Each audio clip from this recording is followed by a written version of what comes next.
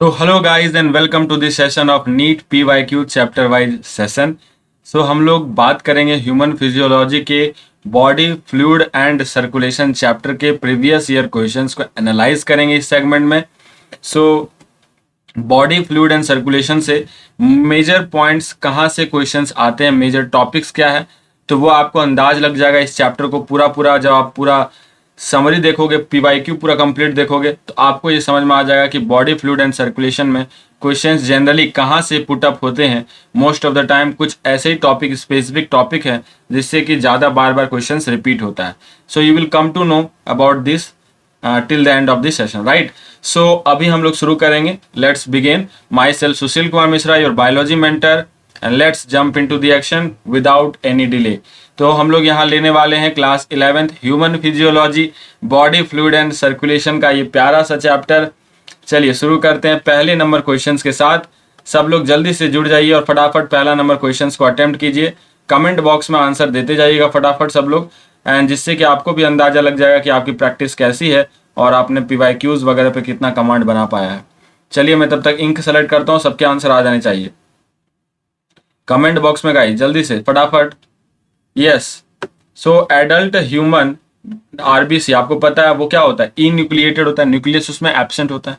So question है क्या कि which of the following statements is और are most appropriate explanation of this feature. तो इस फीचर का जिसमें कि न्यूक्लियस उसमें नहीं है, तो ये न्यूक्लियस नहीं होने के पीछे का राज आपको पूछा है, what is the reason of that, right.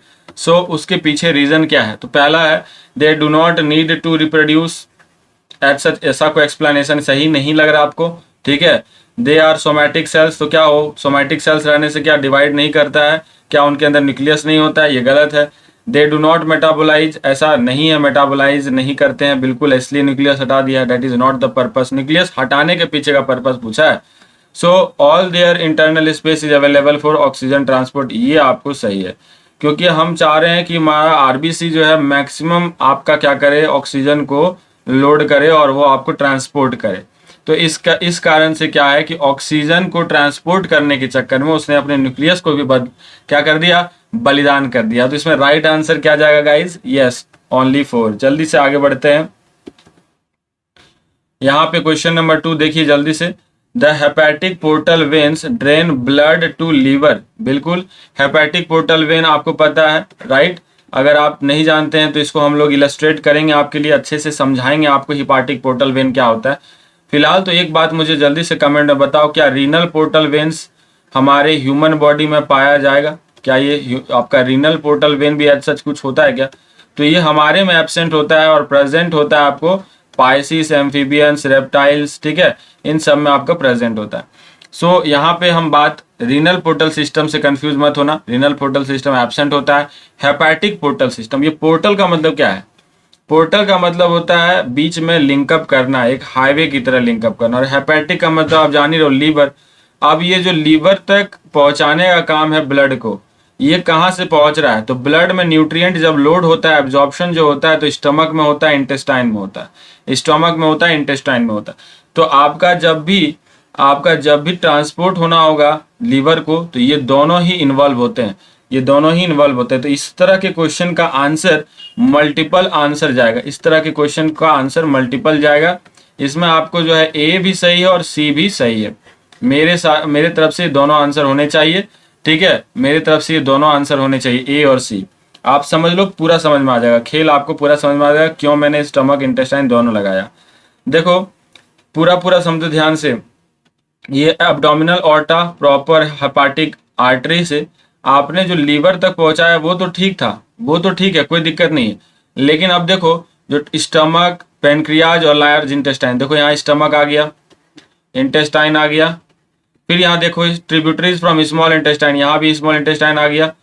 यहाँ से जो है ब्लड सुपीरियर मेजेंट्रिक वेन और स्प्लेनिक वेन में जाएगा और दोनों ही पोर्ड अप होता है, दोनों का जो आपका ब्लड है पोर्ड अप होगा हेपेटिक पोर्टल वेन में और लीवर पर पहुंचेगा. तो बताओ क्या स्टमक टिक मारना अकेले संभव था हमारे लिए, उसके साथ साथ हम इंटेस्टाइन को ना लेंगे तो लेना हमारे लिए कंपलसरी था कि नहीं, है कि नहीं. नाइंसाफी हो जाएगा इंटेस्टाइन को अगर हटा देंगे तो यहाँ स्टमक इंटेस्टाइन दोनों को आपका जो है दोनों साइड से जो है ब्लड आपका आकर के will poured up in the liver. So this is the schematic diagram of hepatic portal circulation. Let's do the third number question. चलिए तीसरा नंबर क्वेश्चन जल्दी से बच्चों. Name the blood cell whose reduction in a number can cause clotting disorder. तो याद करो clotting से आपको जब भी बात हो रही है तो प्लेटिलेट्स की बात होगी. क्लॉटिंग से जब भी बात होगी तो प्लेटिलेट्स की बात होगी. Leading to excessive loss of blood. या सो यहाँ पे प्लेटिलेट्स मतलब थ्रोम्बोसाइट्स है ना, that is also known as platelets. तो हमारा सही आंसर जाएगा, सही आंसर क्या गया, डी ऑप्शन, थ्रोम्बोसाइट्स. डन, कोई दिक्कत नहीं है. तो यहाँ पे रेफरेंस के तौर पे देख सकते हो platelets also known as thrombocytes. ठीक है, it is a membrane bound fragments. ये मेगा कैरियोसाइट से बनता है. मेगा कैरियोसाइट्स का जब फ्रेगमेंट्स होता है तो वो आप मेगा थ्रोम्बोसाइट्स वहां से आपको जो है ये ब्रेक डाउन होता है. और इसका अगर हम देखें तो बहुत कम नंबर में है, लगभग 1% ही होता है होल ब्लड का. ठीक है, right. So once again there is a reference, you can see function to. क्या है इसका function? To clot blood. Sticky surface of the platelets allow them to accumulate at the site of broken blood vessels. उनके surface sticky होंगे and to form clot. This aids in the process of homeostasis that is the blood stopping process, right? And platelets secrete the factors like it increase the local platelet aggregation. thromboxane A जो है वो secrete करता है जिससे कि platelets aggregate होंगे, जुड़ आपस में एक जगह पे ग्रुपिंग बनाते हैं. vasoconstrictions को सेरोटोनिन रिलीज करा करके ये vasoconstrictions को कॉज करता है. ब्लड कोआगुलेशन को प्रमोट करता है by the help of thromboplastin. तो ये सारे इसके मेजर फंक्शंस हैं, right. So you have already known this. Question number 4 पे आ जाइए गाइस जल्दी से. सेरम एंड ब्लड कैसे डिफर करता है? Serum differs from blood is. तो आपको पता है कि ब्लड में से जब आप क्लॉटिंग फैक्टर हटा देते हो तो आपका जो है वो सीरम हो जाता है, या ऐसा कह सकते हो blood after coagulation is called serum. So यहाँ पे जो आपका राइट ऑप्शन है देख सकते हो क्लॉटिंग फैक्टर आपका एक ही ऑप्शन में है, सी ऑप्शन जाएगा सही आंसर यहाँ पे. ठीक है, तो आप एक बार difference between serum and plasma का जो है डिफरेंस बिटवीन एक बार आपको डिस्कस कर देते हैं. तो सेरम में क्या है और प्लाज्मा में क्या है देखिएंगे एक बार. तो serum is the liquid part of the blood after coagulation के बाद. लेकिन प्लाज्मा में क्या होता है? प्लाज्मा में आपका जो लिक्विड पार्ट है पूरे होल ब्लड का, उसको हम प्लाज्मा कहते हैं. सो यहाँ पे without clotting factor that is serum and with clotting factor that is plasma. Volume serum का ऑब्वियस है कि कम होगा comparison to that of plasma. लेकिन प्लाज्मा जो है आपका क्लियर येलो फ्लूइड है एज दैट ऑफ परसेंटेज, उसका अगर हम देखें तो 55% as that of whole blood. Serum is acquired from the spinning after clotting. Clot करने के बाद हम स्पिनिंग करते हैं तो ऊपर में वो जमा हो जाता है, this is called as a serum. But यहाँ पे हम क्या करते हैं? Acquired by process of spinning before clotting. मतलब क्लॉट होने से पहले हम अगर स्पिन करेंगे तो ऊपर में हमें जो मिलेगा वो प्लाज्मा मिल जाएगा, राइट. एक और आपको डिफरेंस बिटवीन के साथ मैं यहाँ पे सपोर्ट कर रहा हूँ that for reference. Anticoagulant यहाँ पे जरूरत होगा प्लाज्मा का जो है हमें जब प्यूरिफिकेशन करना है, क्योंकि हमें कोआगुलेट होने नहीं देना है. लेकिन सीरम के केस में आपको एंटी कोआगुलेंट के एज सच कोई जरूरत नहीं पड़ता. ठीक है, यहाँ पे आप देखो कोआगुलेटिंग फैक्टर जो फिब्रिनोजेन है वो प्रेजेंट है, बट यहाँ पे आपका फिब्रिनोजेन एब्सेंट है. तो मेनली आपको यही ध्यान रखना है कि प्लाज्मा में क्लोटिंग फैक्टर होते हैं एंड सीरम में क्लोटिंग फैक्टर नहीं होते हैं, right. So number 5 question, let's deal with that. Blood pressure in the pulmonary artery आपसे पूछा है कि ब्लड प्रेशर पल्मोनरी आर्टरी में एज कंपेयर टू जो आपके पल्मोनरी वेन है वो कैसे होंगे? More than that of pulmonary vein, less than vena के बाद, same as that of aorta, या more than of carotid. So यहाँ पे जाएगा सही आंसर आपका ए, यानी कि मोर than that in pulmonary vein. क्योंकि आपको पता है आर्टरी जो होता है वो ब्लड लेके जाता है अवे फ्रॉम हार्ट. तो हार्ट उसको अंदर में ब्लड पंप कर रहा है, तो ऑब्वियस है आपको पता है कि प्रेशर उसका ज्यादा ही होगा, राइट. प्रेशर उसका ज्यादा होगा. 5th नंबर हो गया. 6th number question, let's deal with the sixth. या so in mammals which blood vessel would normally carry largest amount of urea. दिमाग लगाओ कि यूरिया सबसे ज्यादा किस ब्लड वेसल में होना चाहिए. तो सबसे पहले तो यूरिया बनता कहाँ है? साइट क्या है यूरिया फॉर्मेशन का? तो लीवर है. साइट क्या है यूरिया फॉर्मेशन का? लीवर. अब ये लीवर में बन रहा है और वहीं पे जो वेन तुरंत इसको लेके ब्लड जाएगा बट ऑब्वियस है कि सबसे ज्यादा यूरिया उसी वेन में पाया जाएगा। तो यहाँ से लीवर से जो वेन इसको लेके जाता है दैट इज हेपेटिक वेन। ठीक है, तो यहाँ पे आप हेपेटिक वेन को टिक लगाओ। यहाँ पे क्या, हेपेटिक वेन को टिक लगाओ। एक आपको ऑप्शन कंफ्यूज करने के लिए हेपेटिक पोर्टल वेन भी डाला है, बट हेपेटिक पोर्टल वेन जो है वहां से ब्लड लीवर से लेकर नहीं जाता है, ब्लड लीवर में लेके आता है। ठीक है, तो कंफ्यूज नहीं करना है। Hepatic portal when will bring the blood from the stomach intestine, so that is hepatic portal vein, so that is different thing, right? Next question here, you can see before that you can see the hepatic vein here। ये hepatic vein आप देख सकते हो inferior vena cava में directly इसका जो है branched है। ये क्या कर रहा है, डायरेक्टली लीवर जो अपना है वो अपना जो ब्लड है वो पोर आउट कर रहा है, राइट। और यहाँ पे आपका इंफेरियर वेना केवा है, इंफेरियर वेना केवा है। चलो नेक्स्ट 7th नंबर देख सकते हो। 7th number question, Which one of the following animal has two separate circulatory pathway? तो ये आपको किधर साइड आपको इंडिकेट कर रहा है, ये ले जा रहा है आपको मैमल की तरफ, क्योंकि मैमल में आपको पता है डबल सर्कुलेशन होता है। ठीक है, सिस्टमिक एंड पल्मनरी। तो यहाँ पे हमें डबल सर्कुलेशन ढूंढना है, दो सेपरेट पाथवे जिसमें होगा वो ढूंढना है। तो मैमल में आपको बट ऑब्वियस है, तो मैमल यहाँ ढूंढ के देखिए कौन सा है, you will get the example whale. So whale is a mammal, you will get it, right. 8th number question, let's deal it. Okay, so यहाँ पे आप देख लीजिए डबल सर्कुलेशन को हम थोड़ा सा ब्रीफ में आपको समझा देते हैं। पल्मनरी सर्कुलेशन एक हो गया, एक हो गया सिस्टमिक। पल्मनरी सर्कुलेशन क्या करता है, it will be involving lungs, it will be involving lungs. Where systemic में क्या होगा, डिफरेंट बॉडी पार्ट्स, लीवर है ना, स्टमक, किडनी, ये सारे बॉडी पार्ट्स आपको इन्वॉल्व होते हैं। यहाँ पे आप देखो बहुत बढ़िया हेपेटिक पोर्टल वेन को समझ सकते हो। देखो ये आप स्टमक इंटेस्टाइन यहाँ देख रहे हो, ये जो है ब्लड आपको डीऑक्सीनेटेड ब्लड है, राइट। और ये किसको ज्वाइन कर रहा है यहाँ पे, ये आपको जो है यही तो आपको हेपेटिक पोर्टल वेन है, ये किसको ज्वाइन कर रहा है, ये लीवर को ज्वाइन कर रहा है। तो यहाँ देख सकते हो आपको स्टमक और इंटेस्टाइन दोनों ही दिखाया जाता है, तो इसलिए मैंने आपको ऑप्शन वहां पे दोनों बोला था हेपेटिक पोर्टल वेन वाले क्वेश्चन में, right. 8th number question, let's deal with the 8th।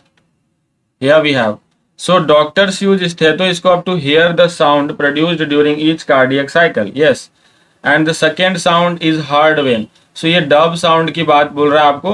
तो डब साउंड आपको कब सुनाई देता है, जब आपका सेमी ल्यूनर वाल्व जो है, सेमी ल्यूनर वाल्व आपका क्या होता है, क्लोज होता है तब, राइट, सबको पता है। सो यहाँ पे आप ऑप्शन डायरेक्टली देखो, semi lunar valve close down after the blood flows into the vessels from ventricles. तो ये आपको सही आंसर जाएगा, that is well known to you, that is well known to you, right. यहाँ पे लव साउंड कब सुनाई देता है, फिर ये आपको एक बार मैं बता देता हूँ, लव साउंड आपको कब सुनाई देगा और डब साउंड कब सुनाई देता है। तो यहाँ लव एंड डब साउंड दो मेजर आपके जो साउंड होते हैं वो होता है, एक ट्राइकस्पिड वाल्व बंद होता है, एक ट्राइकस्पिड वाल्व बंद होता है तो लव साउंड आएगा, और एक आपका जो है सेमी ल्यूनर वाल्व अगर बंद होगा तो डब साउंड आएगा। ठीक है, तो ये पूरा एक बार आप थोड़ा सा रिकैप कर लो, दो साउंड है love and dub. So these are the different thing and very important in case of diagnosis. In case of diagnosis, 9th number question. This is a very interesting question. Though it is very small, like looking like, but it is an interesting one. Erythropoiesis starts in. अगर question यहाँ पे आपको infant दे देता तब थोड़ा और difficult हो जाता, बट जब कुछ भी नहीं लिखा है तो आपको मान के चलना है ये क्वेश्चन नॉर्मली आपको एडल्ट के लिए पूछा जा रहा है। तो एडल्ट में तो आपको पता है रेड बोन मैरो होगा, ठीक है, रेड बोन मैरो होगा। इन्फेंट में चेंज हो जाता है, इन्फेंट में आपका यॉर्क सैक हो जाएगा, इन्फेंट में आपको जो है स्प्लीन भी एज सच एरिथ्रोपायोसिस करता है अर्ली स्टेज में। तो ये थोड़ा क्वेश्चन का रुख बदल जाता अगर इन्फेंट पूछता, बट यहाँ पे राइट आंसर 9 का जाएगा B, that is the erythropoiesis. Mainly आपको जो है throughout the life red bone marrow में दिखाई पड़ता है। चलिए 10th number, let's deal with that. Which one of the following is the correct equation? So you can see lymph में आपको बोल रहा है कि RBC है तो ये गलत हो गया। प्लाज्मा यहाँ पे ब्लड में बोल रहा है प्लाज्मा RBC, WBC प्लेटलेट, बिल्कुल ठीक है।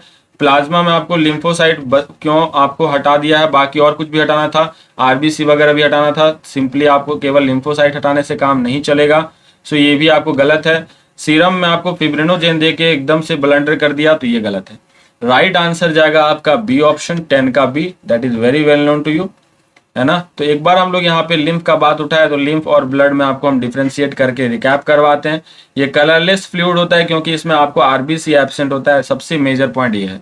ये जो आपको है आरबीसी होगा, बट ऑब्वियस है ब्लड में। एंड यहाँ पे आपको lesser number of WBC and platelets it contain, whereas यहाँ पे आप देख सकते हो आपके पास डब्ल्यूबीसी सब यहाँ प्रेजेंट है, all it about, right. It help in defence, yes WBC है तो डिफेंस में हेल्प करेगा। It lack proteins whereas it has protein, calcium, phosphorus. It transport nutrients, the tissue cells to the blood through lymphatic vessels, right? The flow of lymph slow, but the flow of blood is comparatively fast. So these are the summary of this difference between. You can go through it. So next question, 11th number is here. 11th number is here. Blood pressure in the mammalian aorta is maximum during. So देखो blood pressure आपको पता है जो maximum होगा वो कब होगा, वो होगा सिस्टोलिक कंडीशन में, सिस्टोलिक कंडीशन में। अब सिस्टोलिक में आपको देख सकते हो systole of left atrium, systole of left ventricle. तो यहाँ पे आपका जो है जब सिस्टोल होता है तो लेफ्ट वेंट्रिकल से मोर अमाउंट ऑफ ब्लड जा रहा है, तो इसलिए ब्लड प्रेशर आपको जनरली जो है यहाँ पे आपको सिस्टोल ऑफ लेफ्ट वेंट्रिकल देखने मिलेगा, राइट। सो सिस्टोलिक डायस्टोलिक प्रेशर नॉर्मली आप जानते हो सिस्टोलिक प्रेशर अधिक होता है, ऐसे जब ब्लड प्रेशर आप जब नपवाते भी हो तो आपको जो है डायस्टोलिक प्रेशर कम आता है, सिस्टोलिक प्रेशर ज्यादा आता है, yes. So 12th number question, let's deal with that. 12th here, person with blood group A B is concerned to have universal recipient. सबको पता है ऐसा क्यों बोला जाता है, इनको यूनिवर्सल रेसिपिएंट क्यों बोलते हैं इन्हें। देखो कुछ रिसीव करना है ब्लड वगैरह तो वो डील करेगा एंटीबॉडी से, जिसका एंटीबॉडी होगा उससे तो वो रिसीव कर नहीं पाएगा। यानी ए बी अगर है और उसके पास सभी से ब्लड लेने की क्षमता है तो बट ऑब्वियस है कि इसके पास कोई एंटीबॉडी नहीं है, ये नो एंटीबॉडी, ठीक है, नो एंटीबॉडी जाएगा। यहाँ पे ए एंड बी दोनों एंटीबॉडी रख रहा है, गलत है। नो एंटीजन नो एंटीबॉडी ऐसा नहीं है, एंटीजन तो होगा ही होगा, ए और बी दोनों एंटीजन होता है आरबीसी पे। ये आपको 100% ऑप्शन ए जो है वो सही है, 12 का ए। एनसीईआरटी में एक टेबल बनाया हुआ है इसके लिए, आप देख सकते हैं, ठीक है। यहाँ पे ब्लड ग्रुप आप देखो ए बी एंड ओ, फिर यहाँ एंटीजन तो उसी के रेस्पेक्टिव एंटीजन होता है, ए है तो ए होगा, बी है तो बी एंटीजन होगा, ए बी में दोनों होता है और ओ में एंटीजन नील होता है, ये याद रखना नील होता है, कुछ एंटीजन यहाँ नहीं होता। यहीं पे एंटीबॉडी की बात करें तो जस्ट इसका अपोजिट, ए है तो एंटी हो जाएगा बी है तो एंटी हो जाएगा ए, और ए बी है तो यहाँ पे एंटी हो जाएगा। आपको क्या यहाँ पे एंटीबॉडी पाया ही नहीं जाता है, यहाँ पे कुछ नहीं है तो उसके अपोजिट में एंटीबॉडी आपको क्या हो जाएगा, A and B, anti A and B. अब ये डोनर में आपको आ जाओ तो डोनर आपको पता है, डोनर्स ग्रुप आपको यूनिवर्सल डोनर ए आपको जो होता है, यूनिवर्सल डोनर कौन है, ओ है, यूनिवर्सल रेसिपिएंट कौन है तो ए बी है। तो डोनर में आप देख रहे हो सब में आपको ए ओ जो है मिल रहा है, सब में ओ मिल रहा है, ठीक है। और ए बी वाले कॉलम में देखो वो रिसीव कर रहा है हर किसी से, ठीक है, तो ये ध्यान देना। 13 number question, here we have 13, let's move to that. How do parasympathetic neural signals affect the working of heart? So parasympathetic आपको पता है that will be playing a role to maintain your normal status of the body, ठीक है। sympathetic तब work करता है जब आप fear फ्राइट, ठीक है, फाइट में हो, लेकिन जब आप नॉर्मल स्थिति में आना चाहते हो, बैक टू नॉर्मल, वो कौन लाता है आपको, पारासिम्पैथेटिक लाता है। तो सिंपैथेटिक आपको जो है वो हार्ट रेट बढ़ा देता है, ठीक है, कार्डियक आउटपुट ऑटोमेटिकली बढ़ जाएगा। तो पारासिम्पैथेटिक क्या करेगा, जस्ट इसका अपोजिट करेगा, जस्ट इसका क्या करेगा, opposite, that will be reducing the heart rate and cardiac output. So यहाँ पे आप heart rate and cardiac output दोनों ही रिड्यूस होता हुआ दिख रहा है आपको। फर्स्ट ऑप्शन साफ आपको पता चल रहा है, that is the parasympathetic neural signal will affect this heart, right, in this way only, that will reduce the heart rate and cardiac output. This is the right answer. Okay, so this is the diagram from NCERT. You can deal with this if NCERT diagram is remembered to you. So the given figure is a schematic plan of the body circulation in human from A to D. Identify the level and gives the function.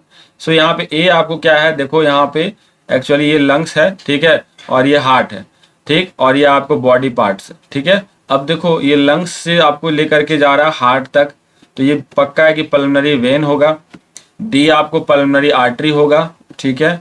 ये आपको B कौन सा होगा, heart से जो body parts में ले जा रहा है, मतलब ऑर्टा हो गया, ठीक है, ऑर्टा हो गया, और ये आपको हो गया यहाँ पर, ये हो गया वेना कैवा, ठीक है, सी ऑप्शन वेना कैवा। अब देखो पहले तो आप रीड करो, पहला सी में बोला वेना कैवा, चलो ठीक है। डी को बोल रहा है डोर्सल ऑर्टा, तो डी क्या डोर्सल ऑर्टा है, नहीं है, गलत है।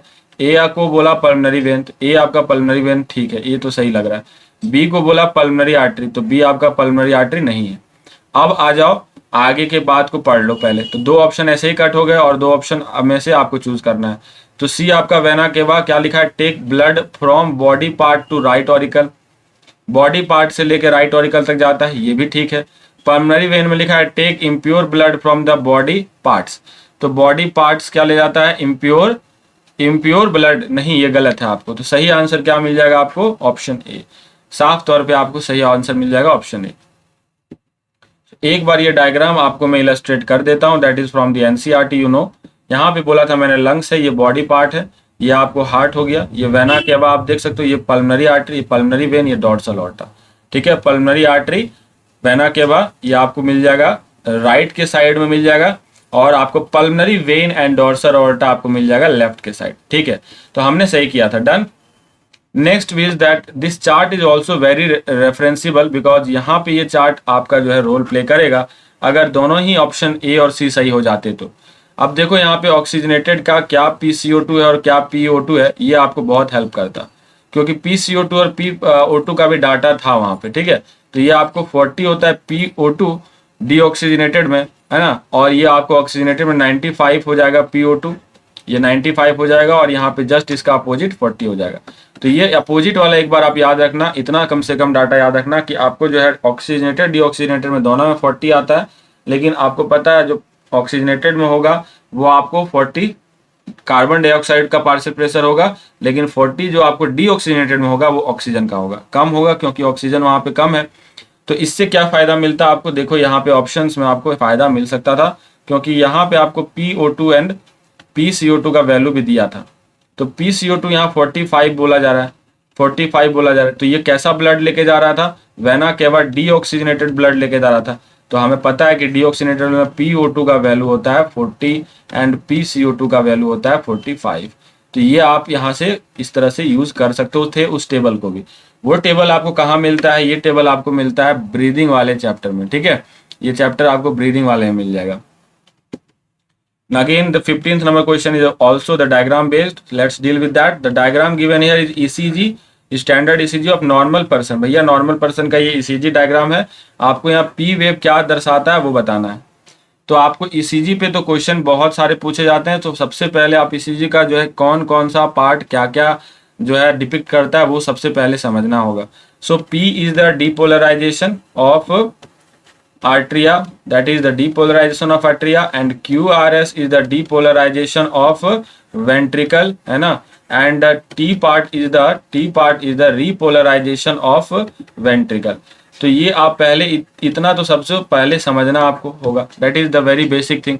अब ये देखो यहाँ पे आपसे डिपेंड करता है कि आप P वेव को कैसे समझते हो। यहाँ पे कॉन्ट्रैक्शन होता है, सिस्टोल, डीपोलराइजेशन मतलब सिस्टोलिक टाइप ऑफ साइकिल चल रहा है, सिस्टोलिक। अब यहाँ सिस्टोल एंड करने वाला है, यहाँ बिगनिंग कर रहा है, contraction of the both the atria. तो ये contraction of the both atria होता है, बिल्कुल ठीक है, राइट, क्योंकि आप दोनों आर्टरिया को कॉन्ट्रैक्ट पहले करते हो, that is the depolarisation of atria. तो ऑप्शन रहेगा सी।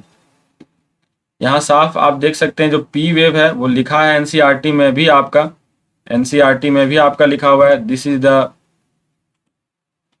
The line you can C. So the P wave represent the electrical excitation या depolarization of arteria which leads to contraction of both the arteria। यही word था, यही statement था, contraction of both the arteria। So this is the way we can refer from NCERT। This is the way it is very important for you in this scenario when you refer down the NCERT lines. This will be very much helpful to you। Again there is a diagram based, and this time we are very much strong because we have already know that the different parts of this diagram, right? So the figure will be showing A to D, and select the option which gives the correct identification of the level and part। So here D is, you know, that is the pulmonary vein, right? This is the pulmonary vein, okay। and A क्या है आपका, A आपका क्या है, artery है, A आपका artery है, और B क्या है, C क्या है, ये C पोर्शन वेन है आपका, C पोर्शन क्या है, वेन है। और ये बी पोर्शन क्या है, बी पोर्शन इज कैपिलरी, बीच में है तो कैपिलरी ही होना चाहिए, ठीक है। एक बार देखते हैं फिर ऑप्शंस पे। तो बी को कैपिलरी बोला है, थीन होता है, विदाउट मसल लेयर, है ना, wall that two cell layer thick. Okay, ऐसा ऑप्शन में आपको दिया जा रहा है। सी को बोलता है वेन है, बिल्कुल ठीक है। डी को बोल रहा है पल्मनरी वेन है, एंड ए को बोल रहा है आर्टरी। मतलब मोस्ट ऑफ द ऑप्शंस में तो ये आपका जो लेवलिंग है वो तो ठीक है, उससे आपको नहीं मिल रहा आंसर, ठीक है। तो फिर आंसर आगे के स्टेटमेंट्स पढ़ने से आपको मिल सकता है। आगे के स्टेटमेंट्स को पढ़ लें। ये बोला है थिन वॉल्ड होता है वेन, ठीक, and blood flows in the jerk and spurts, ठीक है। तो ये टेक्स ऑक्सीजनेटेड ब्लड, बिल्कुल, टू दी हार्ट बोला है। तो ये oxygenated blood to the heart लेके जाता है क्या? तो ये टू दी हार्ट नहीं है, अवे फ्रॉम हार्ट लेके जाएगा, ठीक है। आर्टरी बोला है thick wall and blood flows evenly, ये आप देख लो। कैपिलरीज और वेन और ये सब, तो सही आंसर इसमें क्या जाएगा? Select which one is correct identification, take oxygenated blood to the heart, pulmonary vein. Okay okay okay, wait wait wait, एक बार आप डायग्राम यहाँ पे आप देखो। पल्मनरी वेन वाला जो है हार्ट तक ले जा रहा है, ये आपको बिल्कुल सही था। मैंने इसको लंग्स यहाँ पे देखा, तो ये लंग्स यहाँ पे नहीं है, इट इज हार्ट, तो ये तो सही है, ये फिर आपका सही हो जाएगा, क्योंकि ये हार्ट तक ही लेके जा रहा है। यहाँ पे हार्ट है और ये लंग्स है, तो देखो ये वापस आपको क्या करता है, हार्ट तक लेके जाता है ऑक्सीजनेटेड ब्लड, ये आपको सही है, बिल्कुल ठीक है। एंड आर्टरी में आपको बोला thick walled, blood flows evenly, okay, and vein में बोला थिन वॉल्ड, तो ऐसा नहीं है, that is the somehow wrong you can say. And capillaries में थिन विदाउट मसल लेयर, तो ये ऐसा नहीं, मसल लेयर नहीं होता। So this are the statement somehow wrong. So the right statement, the most important right statement is the C1, is the C1. So you can see here the options we have discussed here, that is here is vein, you have artery also, and this is the smooth muscles, this is the smooth muscles present as well in this vein artery. So these are the very important diagrams, क्योंकि दो questions put up हो चुके हैं अभी तक, right? So this is also one of the important data you have to learn, कहाँ पे क्या है, तो एक दो तो याद रखना ही जरूरी है। एक तो 40 वाला मैंने आपको बोला, कम से कम ऑक्सीजनेटेड डीऑक्सीजनेटेड का याद रख लो चेंज करके, फिर टिश्यू का भी 40 है तो वो भी याद रख लो, ठीक है। 40 कैसे चेंज हो रहा है आप देख रहे हो, एल्वियोलाई में भी 40 है, तो 40 वाला डाटा याद रखो, automatically you can somehow connect it, right, because her data याद नहीं रहेगा, बट 40 वाला डाटा सब याद रखना कि इसमें कहाँ पे 40 है, ठीक है। आगे बढ़ते हैं 17th number question, let's deal with that. The figure given below shows the body human blood cell, human blood cell you know, ठीक है। तो वहां पे आपको बेसोफिल्स, एसिनोफिल्स, लिम्फोसाइट्स, ये सब आपको जो है यहाँ पे दिखाया जाता है, ठीक है। उसमें आ जाता है neutrophils, lymphocytes, monocytes, eosinophils, basophils, ये आपको कम से कम याद रखना है ल्यूकोसाइट्स के लिए, ठीक है। ल्यूकोसाइट्स का एग्जांपल हो गया। तो ये ल्यूकोसाइट्स में से आपको जनरली सेल दिखा के आपको पूछ लिया जाता है कि इस सेल को पहचानिए और इस सेल का फंक्शन बताइए। तो ये सेल आपको देख सकते हो ब्लैक एंड व्हाइट, बिल्कुल आपको पहचान आ रहा है कि नहीं आ रहा, बताओ जल्दी से। तो ये पहले तो आप समझ लो न्यूट्रोफिल्स नहीं हो सकता, क्योंकि लोब होना जरूरी है। न्यूट्रोफिल्स में लोब्ड ऐसे होते हैं, ठीक है, लोब्ड होते हैं, ठीक है। लिम्फोसाइट्स भी नहीं होगा, ये भी मोनोसाइट्स भी नहीं होगा। तो आप जो है साइड जाएंगे एसिनोफिल्स या बेसोफिल्स पे, आप जाएंगे एसिनोफिल्स और बेसोफिल्स पे, और सबसे पहले तो साइड में आप रख दो, क्योंकि बेसोफिल्स ही एक ऑप्शन दे रखा है, एसिनोफिल्स था भी नहीं। तो आपका सही आंसर यहाँ चला जाएगा डायरेक्टली, बेसोफिल आप पहचान सकते हो। ये देख लो एनसीईआरटी के डायग्राम को, आप यहाँ से ही पुट अप हुआ था, यहाँ से ही पुट अप हुआ क्वेश्चन। तो ये बेसोफिल को आप देखो, बेसोफिल को ये देख सकते हो आप, तो यही था आपका डायरेक्टली डायग्राम दिया हुआ। न्यूट्रोफिल में भी देख सकते हो, ये लोब आपको होता है न्यूट्रोफिल्स में, तो ये लोब वगैरह अंदर तो दिख नहीं रहा है आपको, ये यहाँ पे लोब नहीं दिख रहा है, इसलिए मैंने उसको कट आउट कर दिया था। मोनोसाइट में भी लोब है, लिम्फोसाइट में भी लोब होता है, ठीक है। तो ये आप जो है इस तरह से आप पहचान सकते हो different different types of cell के। एंड फंक्शंस को भी अगर पढ़ लो गाइस कि हाँ फंक्शन क्या है, कि बेसोफिल्स में लिखा हुआ था सिक्रीट सेरोटोनिन इन्फ्लामेटरी रेस्पॉन्स, ठीक है, ठीक है, डन। लिम्फोसाइट आपको फॉर्म करता है 20% of the blood cells, right. तो ये 20% वाला डाटा समहाउ गलत है। Neutrophils is the most abundant type of blood cell and phagocytic in nature, ये तो ठीक बताया इसके बारे में, मोस्ट अबेंडेंट ब्लड सेल होता भी है, फैगोसाइटिक भी है, बट यहाँ पे है नहीं, वो डायग्राम वो आपका न्यूट्रोफिल का नहीं है। सो इस तरह से आपको एक्सक्लूड आउट करके सही ऑप्शन तक पहुंचना था। 18th number question, let's deal with this.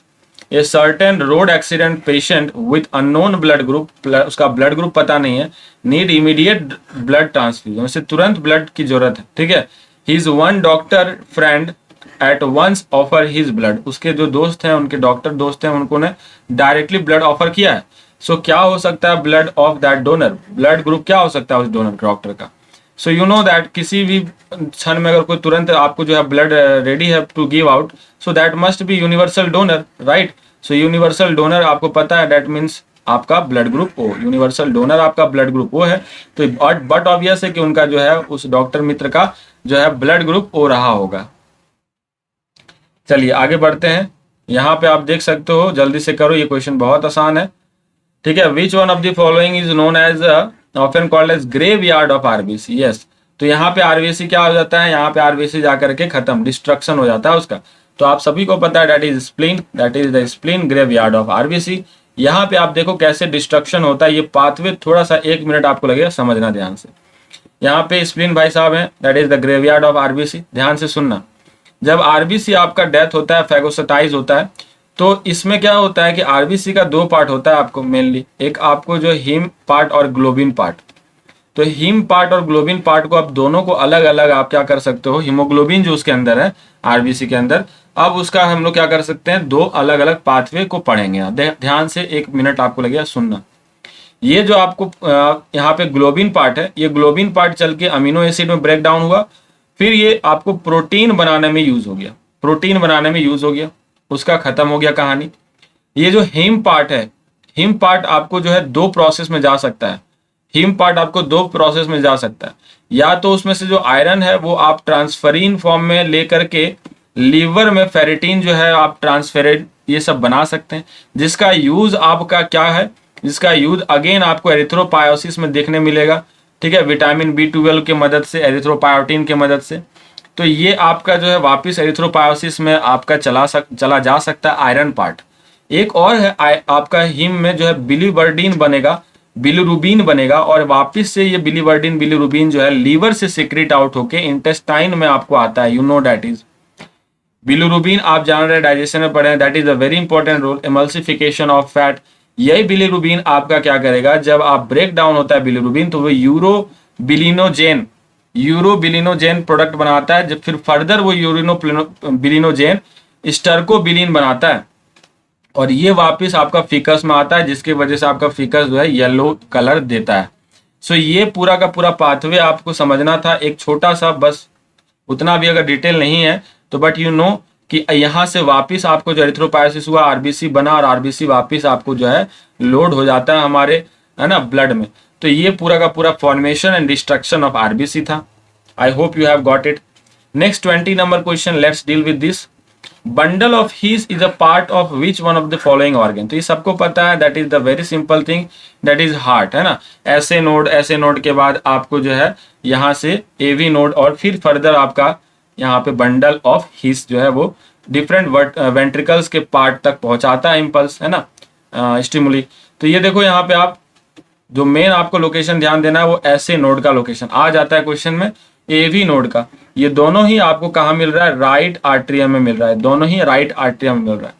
Upper right portion में आपको मिल जाएगा साइनोआर्ट्रियल, और लोअर लेफ्ट पोर्शन में मिल जाएगा आपको atrioventricular node. Done. 21 number question, here we have Which one of the following plasma protein is involved in coagulation? तो coagulation से डायरेक्ट रिलेशन आप फिब्रिनोजेन का जानते हो, टिक लगा सकते हैं directly, you know that fibrinogen is the best known for coagulation also. Arteries are best defined as, so arteries को आप कैसे डिफाइन करोगे, तो आप कहोगे sir that is the blood vessel which generally carry the oxygenated blood, but वो तो गलत हो जाता है जब पल्मनरी आर्टरी पे आते हो आप। पल्मनरी आर्टरी तो डीऑक्सीजनेटेड लेके जाता है। तो बेस्ट डिफाइन ये होता है कि जो हार्ट से ब्लड लेके जा रहा हो, कोई भी वेसल जो हार्ट से ब्लड लेके जा रहा हो, आप उसको आर्टरी बोल सकते हो, क्योंकि वो सूट कर जाएगा आपको हर जगह, राइट। आप पल्मनरी आर्टरी को भी बोल सकते हो, ठीक है, इस कंडीशन में वो भी आ जाएगा। सो आप यहाँ पे राइट ऑप्शन देखो, carry blood away from the heart to different organ, ये जाना चाहिए आपका 22 का बी, 22 का बी जाना चाहिए। Next question 23rd we have, जल्दी से पढ़िए। Which one of the following statement is correct regarding the blood pressure? तो ब्लड प्रेशर के रिलेटेड आपको पता है, राइट, ब्लड प्रेशर के रिलेटेड स्टेटमेंट आपको पूछा है, नॉर्मल कितना होता है, नॉर्मल आपको पहले पता होना चाहिए। तो ये आपको जो है नॉर्मल है, लेकिन डिफर करता है एज वाइज। अगर एज ज़्यादा है या कम है तो उससे भी डिफर करता है ये। क्वेश्चंस का ऑप्शन देखेंगे, you will deal that. Okay, तो आप इसको क्लियर हो जाएगा। 130/90 हो गया, is consider high pressure and required treatment. देखो इतना बहुत ज़्यादा हाई प्रेशर ये नहीं है, 130/90 को हम लोग मान सकते हैं जो नॉर्मल कंडीशन, ठीक है। तो बहुत ज़्यादा यहाँ पे चिंता करने का जरूरत नहीं है, ट्रीटमेंट का जरूरत ऐसा कुछ एज सच नहीं हो सकता। तो ये स्टेटमेंट आपका क्या आ जाएगा? ओके, तो करेक्ट स्टेटमेंट पूछा था आपसे। Okay okay, considered as high बोला तो ये तो इनकरेक्ट है, ठीक है, ये इनकरेक्ट है। And 100/55 is considered ideal, ideal तो ये नहीं है, गलत है। So again 105/50 right makes one very active, active नहीं होता, ये स्लो हो जाते हैं, that is and different condition. Low BP हो गया तो खत्म, ये स्लो हो गए एक्टिव हो गए, तो ये कंडीशन में एक्टिव तो नहीं होना सकते लोग। 190/110 ये आपको जो है लिखा हुआ है कि may harm vital organs right like brain and kidney. So this is the right statement, right statement है ये, क्योंकि आपका जो है ब्लड प्रेशर हाई है, that may harm the different organs, vital organs like brain and kidney including that. So this statement is the right one. Next is 24, here we have 24, जल्दी से करें। A person with unknown blood group, जिसका कोई blood group आपको पता नहीं हो, वो ABO अंडर सिस्टम में आ रहा है, ठीक है, वो आना भी है। Has suffered much blood loss in the accident, उसका एक्सीडेंट में बहुत ज्यादा ब्लड लॉस हुआ and need immediate transfusion of blood, ठीक है। His friend who have valid certificate of his own blood type offers for the blood donation without delay. So what would have been the type of blood group of the donor friend? तो we have done this type of questions in the previous segment, है कि नहीं? तो यहाँ पे type O रहा होगा, universal donor रहा होगा उसका friend, so they can give their blood without any delay, right. 24 का जाएगा, 24 का आपको जाएगा C। 25 number question, 25 here we have। So given is again ECG पे क्वेश्चन आ गया, देख लो नॉर्मल ह्यूमन का ECG दे रखा है, आपसे पूछा जा रहा है कि क्या है इसके बारे में। देखो स्टेटमेंट, ये जो कॉम्प्लेक्स QRS है, क्या वो एक कंप्लीट साइकिल को आपको दिखलाता है? कंप्लीट साइकिल को ये दिखलाता है, ठीक है। T क्या है आपको? Initiation of total cardiac contraction, initiation यहाँ नहीं होता है, गलत है। P और R together represent systolic and diastolic blood pressure. P और R डायस्टोलिक, R तो नहीं है, R तो डायस्टोलिक नहीं है। ओनली में आपको बोल रहा है क्या कि P represent initiation of left arterial contraction only, दोनों ही आपको आर्टरी कॉन्ट्रैक्ट होता है, तो सिर्फ लेफ्ट नहीं होता।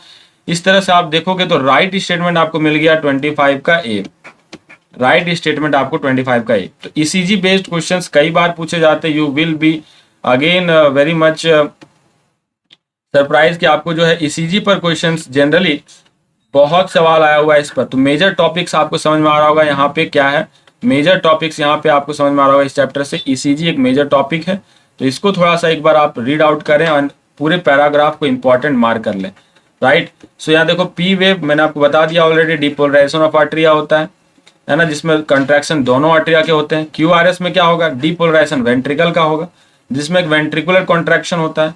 The contraction starts shortly after Q के थोड़ा देर बाद, जिसमें कि बिगिनिंग ऑफ सिस्टोल, सिस्टोल यहाँ से बिगेन होता है। तो यहाँ इस तरह से सवाल पूछा जा सकता है, बिगिनिंग ऑफ सिस्टोल कहाँ से है। T वाले में क्या है? T वेव में return of the ventricles from excited to normal state, जिसको आप रिपोलराइजेशन, ये जो है क्या है? एंड ऑफ सिस्टोल है। तो बिगिनिंग ऑफ सिस्टोल आपको पूछा जाएगा तो क्या हो जाएगा? QRS कॉम्प्लेक्स, और आपको बोला जाए एंड ऑफ सिस्टोल, सिस्टोल जहां बंद हो जाए वो क्या हो जाएगा? वो हो जाएगा आपको फाइनली T वेव आपका हो जाएगा, ठीक है। और एक बात और कि नंबर अगर आप QRS कॉम्प्लेक्स का काउंट करते हो पूरे ECG ग्राफ में, आप एक अकेला ये नहीं होता है, ऐसे चलते रहता है, that is the different thing, ऐसे चलते रहेगा। तो आप उसमें QRS कॉम्प्लेक्स को जितना बार काउंट करोगे ना, तो गिवन टाइम पीरियड में आपको ये पता चल जाएगा, हार्ट बीट उससे पता चल जाता है, हार्ट बीट रेट वो पता चल जाता है, ठीक है। सो this is of very high great and clinical significance, इसका बहुत ही ज़्यादा है। ECG को रीड आउट करते हैं हम और उससे पता करते हैं कि उस तरह से कोई भी टाइप ऑफ प्रॉब्लम तो नहीं है पेशेंट को, ये आपको जो है ECG से समझ में आता है, ठीक है। 26 number question, here we have again do this very long question. 26, deal with this question, right? Okay, so read out this statement carefully and comment your answer in this comment box. जल्दी जल्दी बताएंगे questions करिए जल्दी से, इसका answer बताइए। If due to some injury the chordae tendineae आप जानते हो जो वाल्व आपका अटैच होता है with that of chordae tendineae.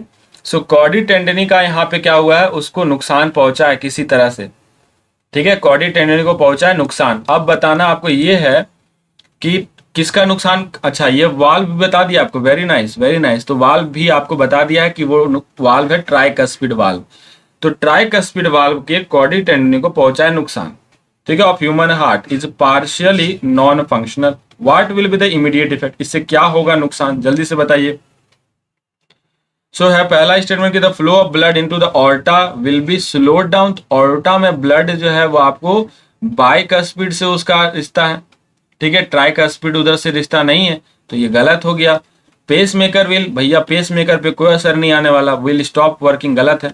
Blood will tend to flow back in the left atrium, तो टूटा आपको है ट्राइकस्पिड वाल्व का और लेफ्ट आर्टरियम में फ्लो बैक क्यों करेगा, तो ये गलत है। So the next is the flow of blood into the pulmonary artery will be reduced, ये बिल्कुल सही है, क्योंकि आपका जो है राइट वेंट्रिकल जो है, राइट वेंट्रिकल वाला पोर्शन जो है हैम्पर करेगा, तो उसी के कंसिक्वेंस आपको जो है पल्मोनरी आर्टरी जो है वो थोड़ा उसमें आपका जो है दिक्कत आ सकता है, फ्लो ऑफ ब्लड आपका रिड्यूस हो सकता है, ठीक है। सो यहाँ पे एक बार आप समझ लो पल्मोनरी आर्टरी कैसे इस पर नुकसान पहुंचा भाई। तो पल्मोनरी आर्टरी आपका जो है वो लेके जाता है राइट वेंट्रिकल से, जो ब्लड लेके जाता है लंग्स के पास, ये है पल्मोनरी आर्टरी। तो ये आप ट्राइकस्पिड वाल्व यहाँ पे देख रहे हो, यहाँ पे ट्राइकस्पिड वाल्व हुआ है, तो जब ये प्रॉब्लम यहाँ ट्राइकस्पिड वाल्व में आया है तो आपके रिलेटिव प्रॉब्लम कहाँ पे आएगा, पल्मोनरी आर्टरी में आएगा कि नहीं आएगा। यही है कॉर्डी टेंडनी, देख रहे हो कैसे स्ट्रेच करके रखता है आपका, जो आपको यहाँ पे वाल्व है उसे स्ट्रेच करके रखता है, ठीक है। तो that is the very important function of chordae tendineae. आप देख रहे हैं पल्मोनरी आर्टरी अगर सफर करेगा तो पूरा पूरा ब्लड जो है राइट वेंट्रिकल लंग्स तक नहीं पहुंच पाएगा, ठीक उसी तरह से फिर पल्मोनरी वेन आपको पूरा पूरा ब्लड को ऑक्सीजनेट नहीं कर पाएगा, तो that will be very difficult situation, right. 27 number question, here we have 27 number question, let's deal with this. Which two of the following changes, जैसे कि आपको चेंजेस बता रखा है 1 to 4, usually tend to occur in a plain dweller when they move to high altitude। मतलब कि समतल area में रहने वाले लोग जब अचानक से कुछ पहाड़ी एरिया में जाएंगे तो उनमें क्या दिक्कतें देखने आपको मिलेगी। ऑलरेडी डिस्कस्ड है ब्रीदिंग वाले केस में, अल्टीट्यूड सिकनेस मैंने आपको बताया था कि आरबीसी का काउंट बढ़ जाएगा, हीमोग्लोबिन का बाइंडिंग ऑक्सीजन के साथ कम हो जाएगा, ये दो तो फेनोमेनन आपको मैंने बताया था ना, ठीक है। तो यहाँ पे increase in blood, RBC blood cell का साइज बढ़ा दे रहा है महोदय, तो ये गलत है। आरबीसी का प्रोडक्शन बढ़ा रहा है, बिल्कुल ठीक है, आरबीसी का प्रोडक्शन बढ़ाएगा, ठीक है। ब्रीदिंग रेट, हाँ ब्रीदिंग रेट भी बढ़ता है, ये भी लिख लेना, ब्रीदिंग रेट भी आपको बढ़ता है, ठीक है, ब्रीदिंग रेट भी आपको बढ़ जाता है, ठीक है। जो आपको माउंटेनियस एरिया में लोग होते हैं उनमें ब्रीदिंग रेट भी एक्लेमेटाइज होते होते धीरे धीरे बढ़ जाता है। तो इंक्रीज इन थ्रोम्बोसाइट, यहाँ पे थ्रोम्बोसाइट का कोई काम रिलेशन वैसे नहीं है, तो इससे हम लोग यहाँ डायरेक्ट कनेक्ट ना करें तो ठीक है। तो राइट स्टेटमेंट आपको मिला है 2 and 3, that means option A. Next question number 28, here we have fastest distribution of some injectable material या मेडिसिन विथ नो रिस्क, ठीक है, कोई रिस्क ना हो, साथ में ये भी ध्यान देना है, can be achieved by injecting it into. देखो तो इंजेक्शन का जो मोड होता है ना, different types of route of administration of drugs आप लोग पढ़ोगे। सो वहां पे बहुत सारे रूट ऑफ ड्रग्स है, राइट, इंट्रावेनस, ठीक है, सबक्यूटेनियस, इंट्रामस्कुलर। सो उसमें से सबसे फास्टेस्ट आपको डिस्ट्रीब्यूशन वेन्स वाले कंडीशन में होता है, without any risk also, right, ठीक है, सबसे फास्टेस्ट। एंड आप देखो आर्टरीज में तो ऐसा सपोज भी नहीं कर सकते कि आप उसमें ड्रग्स वगैरह डालोगे, क्योंकि वो डीप सीटेड होता है, ठीक है। लिम्फ वेसल्स को भी आप नहीं यूज करते जनरली। और एक बात आपको बता दूं, मसल्स में आप अगर करोगे तो वो लोकलाइज्ड हो जाता है, केवल एक ही मसल्स तक आपको वो सीमित रहेगा, क्योंकि मसल टू मसल कनेक्शन तो नहीं है ऐसा। बट वेन में जो है ब्लड आपको जो है वो पूरा का पूरा दौड़ रहा है, जिसके थ्रू आपके पूरे बॉडी में वो फ्लो हो जाएगा जो ड्रग्स आप चाहते हो, है ना। And the target site will reach that particular drugs will reach the target site in with no time, बहुत कम समय लगता है और तुरंत आपको इफेक्ट भी करता है, तुरंत आपका तुरंत रिजल्ट दिखाई पड़ेगा। So next is 29 number question. Here we have given below are 4 statement, 1 से 4 स्टेटमेंट है ह्यूमन ब्लड सर्कुलेटरी सिस्टम के रिलेटेड। तो आप यहाँ पे देखना कि इसमें से पूछा how many of them is correct. Arteries are thick walled, arteries are thick walled, have narrow lumen as compare to vein, बिल्कुल ठीक है, नैरो ल्यूमेन होता है वेन के कंपैरिजन में, ठीक है। नेक्स्ट है एंजिना, एंजिना पेक्टोरिस जिसको आप बोलते हैं acute chest pain when blood circulation to the brain is reduce, तो ब्रेन पे रिड्यूस होने से नहीं होता है, that is wrong. Person with the blood group A B can donate blood to any person, नहीं भैया ये ले सकता है ब्लड, गलत है। Calcium ion plays important role in blood clotting, बिल्कुल ठीक है, बिल्कुल सही है। तो यहाँ आपको करेक्ट मिल रहा है option 1 and option 4, option 1 and option 4, यानी ऑप्शन ए जाएगा सही, ऑप्शन ए जाएगा सही, ठीक है। यहाँ पे आपको देख सकते हो एंजाना के बारे में, एंजाना पेक्टोरिस साफ तौर पे लिखा है, symptom of acute chest pain appear when no enough oxygen is reaching the heart muscle, heart muscle तक जब हमारा ऑक्सीजन कम पहुंचता है उस कंडीशन में होता है। It occur in main and women of any as but is more common among the middle aged and elderly, तो लोगों में ये संभव है, औरतों में ये संभव है, बट जनरली आपको ये मिडिल एज लोगों में, एल्डरली फैमिलीज, एल्डरली लोगों में जरूरत पड़ेगा, ठीक है, और देखने मिलता है। It occurs due to condition that affect the blood flow, ये अकर्स कब हो रहा है, कंडीशन क्या हो रहा है, ब्लड फ्लो को जब अफेक्ट होता है तब ये आपको हो रहा है, ठीक है। So let's deal with the next question. Haemoglobin content सब लोग जल्दी से बताइए फटाफट, ये आसान है, डाटा भी दिया हुआ है एनसीईआरटी में, फटाफट जल्दी से। ओके सो हो गया, डन। हीमोग्लोबिन कंटेंट पर 100 ml कितना होगा, सबको पता है 12 से 16 मिलीग्राम, राइट, ये डन। ओके ओके ओके, सो ये आपका 12 से 16 यानी ऑप्शन नंबर चला गया डी। एनसीईआरटी में भी ये डाटा लिखा हुआ है, साफ तौर पे देख सकते हो। हियर वी हैव, यहाँ पे देखो एरिथ्रोसाइट वाला बात है, यहाँ पे आप इस पैराग्राफ में आप देखो 12 to 16 gram of haemoglobin in every 100 ml of blood, this line has got the statement. तो साफ यहाँ पे एनसीईआरटी से पुट अप हुआ सवाल है। 31 नंबर, 31 जल्दी से करें। देयर इज नो डीएनए, तो डीएनए क्या, बाकी माइटोकॉन्ड्रिया ये सब भी नहीं होता है ना, न्यूक्लियस वगैरह में आप जानते हो डीएनए, जब न्यूक्लियस नहीं है तो डीएनए नहीं होगा, यानी mature RBC enucleated type of cell है ये, ई न्यूक्लिएटेड मतलब न्यूक्लियस एब्सेंट है। 31 हो गया। 32 यहाँ पे आप देखो रेफरेंस है, साफ दिख रहा है आपको कि devoid of nucleus in most of the mammal are biconcave in shape, they have a red coloured iron containing complex protein haemoglobin, है ना, लिखा हुआ ये, ठीक है। चलो 32 नंबर क्वेश्चन, अगेन ईसीजी से क्वेश्चन है, ये पुट अप हुआ, जल्दी से करो, ईसीजी से ही है, in standard ECG. Which one of the following alphabet is the correct representation of the respective activity. तो एस में बोला है स्टार्ट ऑफ सिस्टोल, तो स्टार्ट कहाँ होता है सिस्टोल, आपको पता है QRS में। टी में बोला एंड ऑफ डायस्टोल, यहाँ पे एंड ऑफ सिस्टोल होना चाहिए। पी बोला है डीपोलराइजेशन ऑफ आर्टरिया, ये ठीक है, depolarisation of atria, option number C, 32 का सी जाएगा, ठीक है, 32 का सी। यहाँ पे आप देख सकते हो पी वाले में आपका लिखा हुआ है that is P wave depolarisation of the atria, so this is the right statement, done. Next is 33 number question. Again, globulin contained in human blood plasma are primarily involved in. तो globulin आपका जो है वो किस तरह के mechanism को, defence mechanism को शो करता है, डन। क्योंकि आप देखते हो प्लाज्मा प्रोटीन में फिब्रिनोजेन, ग्लोब्यूलिन, है ना, ये दो आपके हैं, एक और है आपको, ठीक है, एक और है आपका कौन सा, जल्दी से बताइएगा। एक तो आपको देखो फिब्रिनोजेन हो गया जो कि क्लॉटिंग में आपको हेल्प कर रहा है, ग्लोबुलिन हो गया जो आपको क्या कर रहा है, डिफेंस मैकेनिज्म में, एक एल्ब्यूमिन हो गया जो आपको ऑस्मोटिक बैलेंस मेंटेन करा रहा है। तो ये तीनों ही बहुत important type of plasma protein है। 34 number question, here we have 34, compare to blood our lymph has. तो लिम्फ का आपको पता है कि आरबीसी नहीं होता, आरबीसी एब्सेंट है, आरबीसी क्या होता है, एब्सेंट होता है। तो यहाँ पे आरबीसी, नो आरबीसी वाला स्टेटमेंट दिख रहा है, मोर डब्ल्यूबीसी, ये आ जाएगा आपका 34 का बी।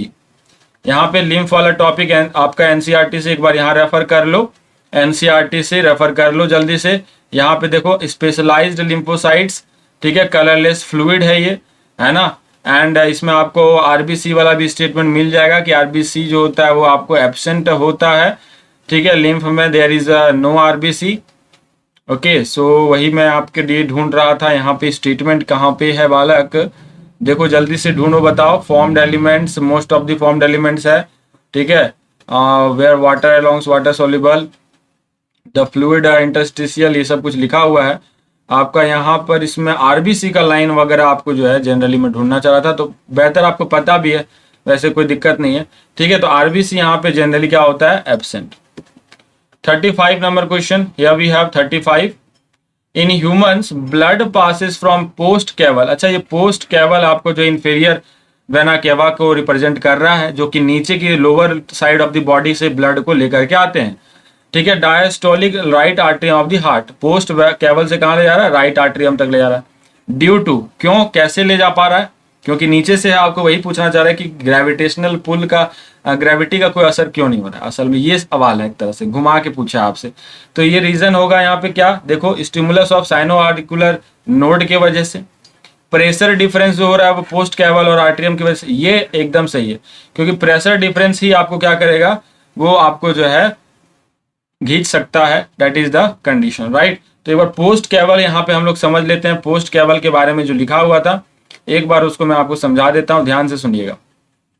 पोस्ट कैवल, तो पोस्ट कैवल वेन जो लोअर वेना केवा, जिसको आप inferior vena cava, the left and right iliac when, जो दोनों लेफ्ट और राइट इलियक वेन है वो ज्वाइन करता है एब्डोमेन के पास at the 5th vertebral level. After joining, जब ज्वाइन हो गया, they pass through thoracic diaphragm, ये डायफ्रागम से पास हुआ एट द कहाँ पे, 8th लेवल पे।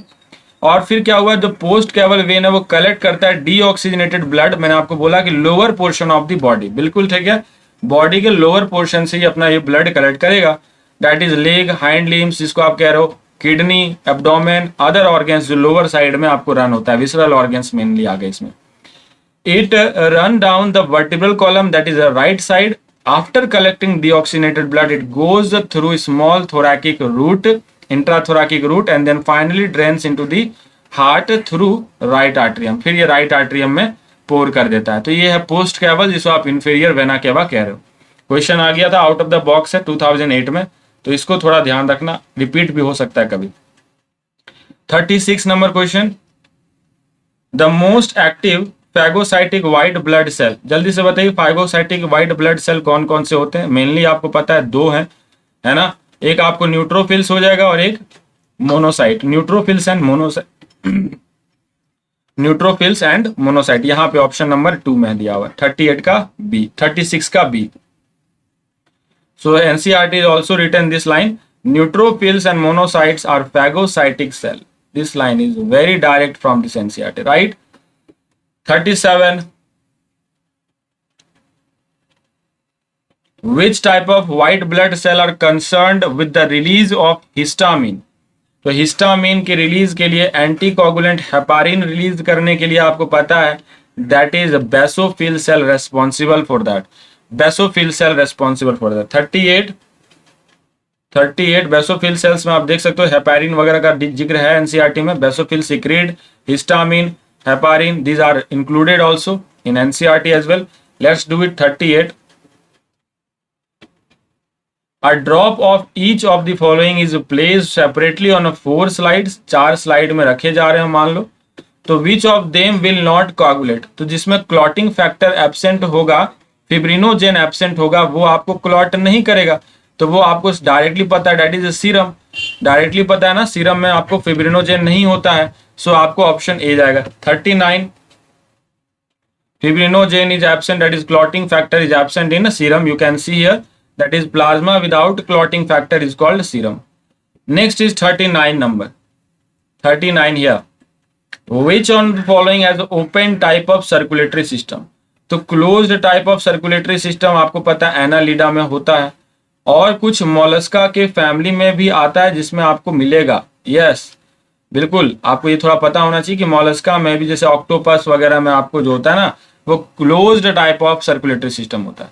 तो यहाँ पे आर्थ्रोपोडा में आपको जो है जनरली आप पता है सारे आर्थ्रोपोडा में आपको ओपन ही होते हैं, आर्थ्रोपोडा में ओपन ही होते हैं। आर्थ्रोपोडा में आपको यहाँ पे आ जाएगा फेरेटिमा पेरिप्लैनेटा अमेरिकाना, ये ऑप्शन आ जाएगा ना, कॉकरोच, तो ऑप्शन सी चला जाएगा। फेरेटिमा तो एनालिडा में आ गया, ठीक है, तो 39 का जाएगा सी। ये रेफरेंस एनसीईआरटी के चैप्टर नंबर 3 जो है, या चैप्टर 4 एनिमल किंगडम एनालिडा जब आप पढ़ते हो तो वहां पे आप जानते हैं लिखा हुआ है साफ तौर पे कि closed circulatory system is present in Annelida. This is the very distinguishing feature also of this phylum, right.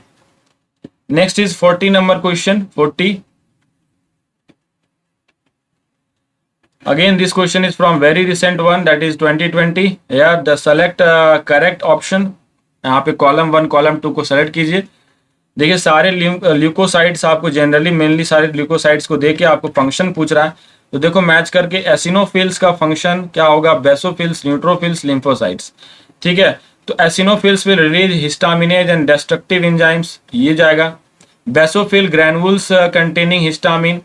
Neutrophils में आपको चला गया फैगोसाइटोसिस, बिल्कुल ठीक है। और लिम्फोसाइट में immune response, option D.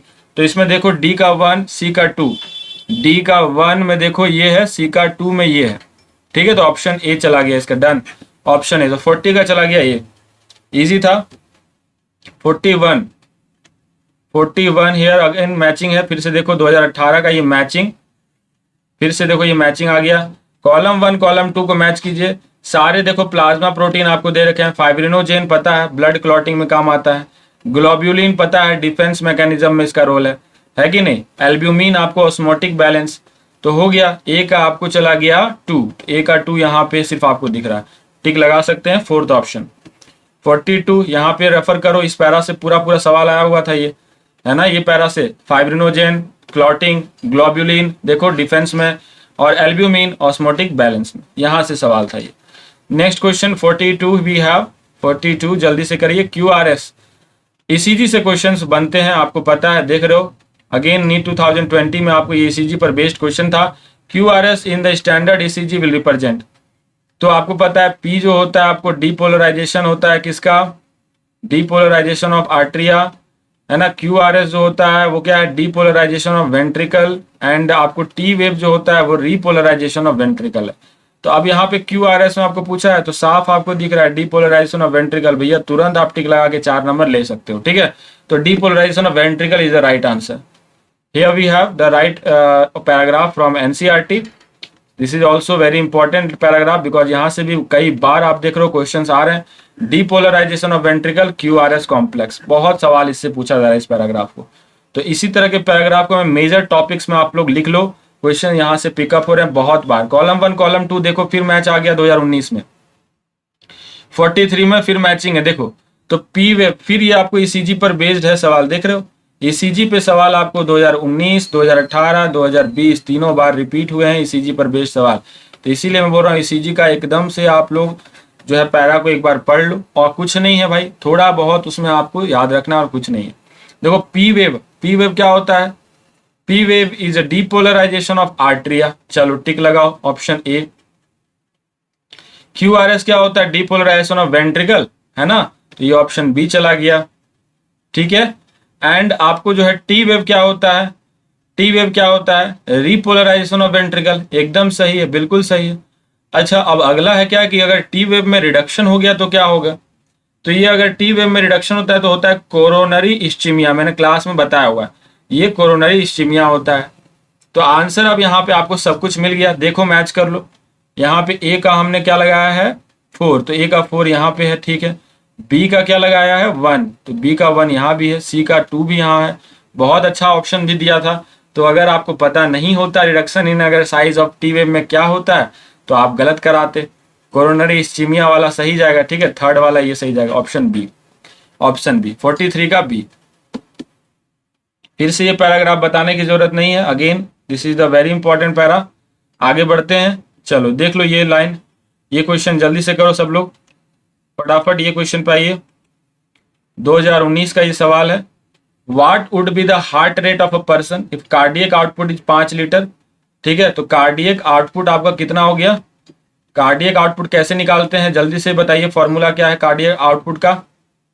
Cardiac output का फॉर्मूला सब लोग जानते हैं, what is that formula? Yes, very nice.